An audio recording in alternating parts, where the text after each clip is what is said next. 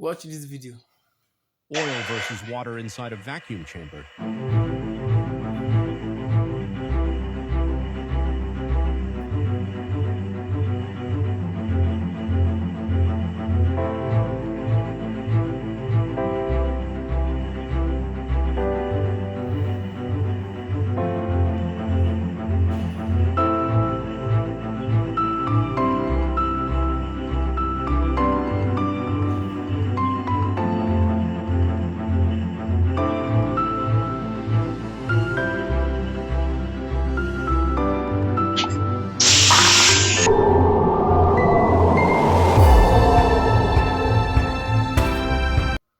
What happened in this video is not a magic, nor is it a trick.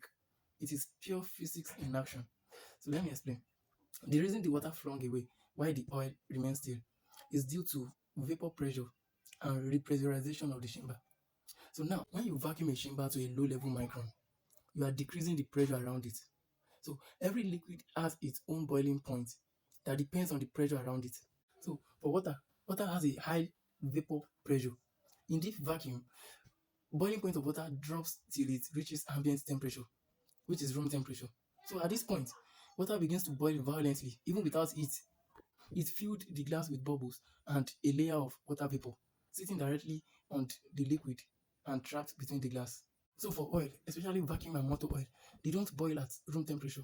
Even in deep vacuum, they don't boil, they just sit still, they just sit there, nothing happens. So the moment you off the vacuum and open the atmospheric valve, air rushes back in at high speed, which creates a sudden increase in pressure in the chamber. So because the water was already boiling, the space inside the glass and the bubbles within the liquid are already filled with water vapor. So when the heavy atmospheric air, which is about 14.7 psi at sea level, slammed back into the chamber, it instantly crushed that water vapor back into a liquid state. So the force of the air hitting the turbulent surface acted like a physical shove, like a physical force pushing something that is already in motion, now flinging the glass, away. But on the other hand, because the oil was not boiling, it was still, it was not boiling. There was nothing like, turbulence. There was nothing like motion or anything. So the force of the air that came back into the chamber would just sit on the surface, like something sitting on the flat surface. That is why the oil did not move. But the water, because of the turbulence already, it flings it. And that is why you see what happened there. So if you're into HVAC, if you're into AC installation and you understand how gas and temperature pressure works, you understand this video better. Thank you for watching. Share this video.